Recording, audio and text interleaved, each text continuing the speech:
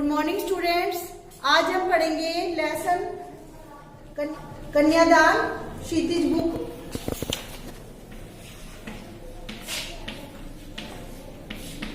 कविता का नाम है हमारा कन्यादान।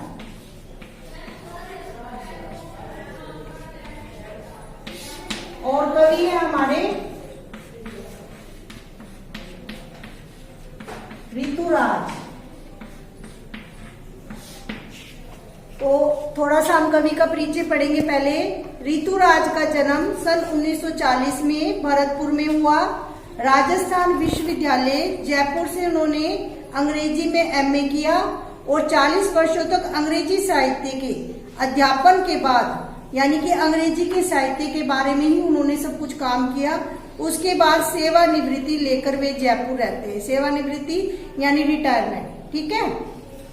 उनके अब तक 8 कविता संग्रह प्रकाशित हो चुके हैं, जिनमें एक मरण धर्मा और अन्य, पुल पर पानी, सूरत नीरद और लीला मुखारविंद प्रमुख हैं। उन्हें सोमदत्त, परिमल सम्मान, मीरा पुरस्कार, पहल सम्मान तथा बिहारी पुरस्कार मिल चुके हैं। मुख्य धारा से अलग समाज के हाशिए के लोगों की चिंताओं को ऋतुराज ने अपने लेखन का विषय बनाया है। हाशिए क्या होते हैं? जो अल्पसंख्यक होते हैं वो जो है नक्शे में अलग से हाईलाइट कर दिए जाते हैं, वो लोग क्या कहलाते हैं? हाशिए पर, ठीक है। उनकी कविताओं में दैनिक जीवन के अनुभव का यथार्थ है और वे अपने आसपास रोजमर्रा में घटित होने वाले सामाजिक शोषण और विडंबनाओं पर निगाह डालते हैं। यही कारण है कि उनकी भाषा अपने परिवेश और लोक जीवन से जुड़ी है। ये तो हमने पढ़ लिया कवि के बारे में। अब हम कविता के बारे में पढ़ेंगे और उसको हमने थोड़ा ध्यान से करना है कि ये जो कविता के बारे में दिया होता है या किसी भी पाठ के बारे में, उसमें से कई बार अब आपका एमसीक्यू क्वेश्चन आ रहा है तो आपके आ सकते हैं, उसको ध्यान से कर लें। कन्यादान कविता में माँ बेटी को स्त्री के परंपरागत आदर्श रूप से हटकर सीख दे रही है। कवि का मानना है कि समाज व्यवस्था द्वारा स्त्रियों के लिए आचरण संबंधी जो प्रतिमान गढ़ लिए जाते हैं वे आदर्श के मुलम्मे में बंधन होते हैं। यानी कि लेडीज के लिए क्या होता है? ये ना करो, वो ना करो, वो आदर्श दे दिया जाता है। वास्तव में वो क्या होते हैं? उनके पैरों में बेड़ियां डालने के समान होते हैं। अब इसमें वो कहती है कोमलता के गौरव में कमजोरी का उपहास छिपा रहता है। लड़की जैसा ना दिखाई देने में इसी आदर्शीकरण का प्रतिकार है, यानी कि विरोध है। बेटी माँ के सबसे निकट है। हर बेटी अपनी माँ के सबसे निकट होती है, उसके सुख दुख की साथी होती है। इसी कारण उसे क्या कहा जाता है? अंतिम पूंजी। कविता में कोरी भावुकता नहीं बल्कि माँ के संचित अनुभवों की पीड़ा की प्रमाणिक अभिव्यक्ति है। और इस छोटी सी कविता में स्त्री जीवन के प्रति ऋतुराज जी की गहरी संवेदनशीलता अभिव्यक्त हुई। माँ ने कहा पानी में झांककर अपने चेहरे पर मत रीझना। मतलब क्या कि जब शादी होती है तो लड़कियां अपनी सुंदरता पर क्या मोहित हो जाती है। जब नए नए वस्त्र पहनती है, आभूषण पहनती है, तो यहाँ पर इनडायरेक्ट रूप में कह रहे हैं कि पानी में झांककर अपनी सुंदरता पर खुश न होना।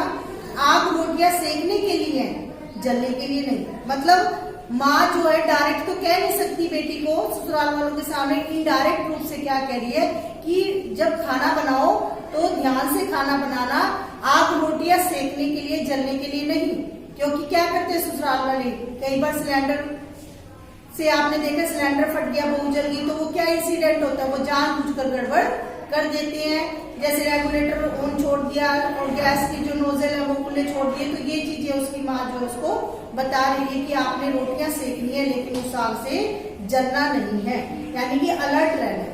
वस्त्र और आभूषण शाब्दिक भ्रमों की तरह। भ्रमों की तरह कैसी है? बंधन है स्त्री जीवन की।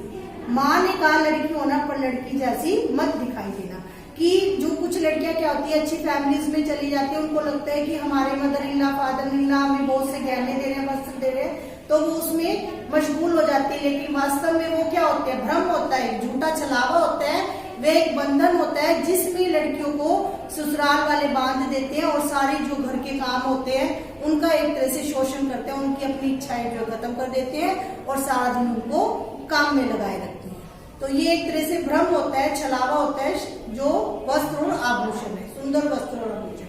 फिर वो क्या कहती है? लड़की होना मतलब लड़की क्या है, कोमल होती है, सहनशील होती है, संवेदनशील होती है। तो माँ कह रही कि तुम अपना जो गुण है वो मत छोड़ना, पर लड़की जैसे दिखाई मत देना। अगर जो लड़की चुप रहेगी, हर बात को, गलत बात को सहन करेगी, तो उसका क्या शोषण होएगा। वो ये कहना चाहती है कि लड़की होना पर लड़की जैसी दिखाई मत देना, यानी कि अगर हमारे साथ कोई गलत करता है तो हमें उसको सहन नहीं करना, क्योंकि गलत करने वाला व्यक्ति गलत नहीं होता, गलत हम है अगर हम गलत चीज को सहन करते हैं। ठीक है। कितना प्रामाणिक था उसका दुख, लड़की को दान में देते वक्त जैसे वही उसकी अंतिम पूंजी हो। लड़की अभी सियानी नहीं थी, अभी इतनी भोली सरल थी कि उसे सुख का आभास तो होता था, लेकिन दुख बांचना नहीं आता था। पाठिका थी वह धुंधले प्रकाश की, कुछ टुकों और कुछ लयबद्ध पंक्तियों की। अब इसमें क्या बताया है, प्रामाणिक, प्रामाणिक माने स्वाभाविक, यथार्थ। क्या आएगा, स्वाभाविक, यथार्थ, पूंजी, धन, सियानी, समझदार, योग्य, आभास। आभास होता है किसी चीज का हमें ज्ञान होना, प्रतीत होना। कई बार हमें कहते हैं ना, हमें तो ऐसे लग रहा है कि आज हमारे साथ कुछ अच्छा होगा, तो वो क्या होता है, आभास होना। बाँचना, पढ़ना, समझ पाना। पाठिका पढ़ने वाली, समझने वाली, लयबद्ध, लय में आबद्ध। ठीक है। अब हम देखेंगे कि कन्या विवाह के समय बेटी जब ससुराल जाती है तो उसकी माँ उसको क्या है, सीख देती है। वही सीख इसमें दी गई है कि माँ को ऐसा लगता है कि जैसे अपने जीवन की जो सारी पूंजी बची हुई है उसको दान कर दिया, अब उसके पास कुछ भी नहीं बचा कि जिसको वह अपना समझ सके। क्योंकि दूसरे घर में जाने के बाद बेटी क्या है, पराई हो जाती है। तो यही बात यहाँ पर बताई है। फिर वह कहती है कि वह आने वाले दुखों को कैसे सहन करेगी। अब बेटी जो है शादी के समय क्या सोच रही है कि उसके साथ जीवन में सब कुछ अच्छा होगा, उसे सुख का आभास तो होता है लड़की को।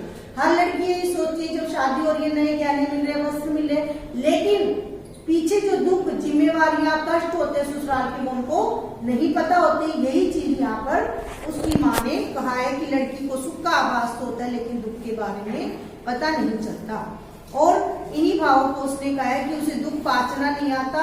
वह पाठिका है, यानी कि वह सीधी सीधी चीजें तो पढ़ लेती है, जो उसके पीछे गंभीर अर्थ छिपा हुआ है उसको पढ़ नहीं पाती, और सहज सुख की कल्पना कर रही है, और जो उसके पीछे दुख छिपा हुआ है उसे स्पष्ट नहीं है। यह इस पैरे में बताया गया है। ठीक है। और इस कविता में करुण रस का प्रयोग है। जो रस वाला टॉपिक आपने किया है उसमें से आप इसमें से लाइनें कोटेशन में ले सकते हैं।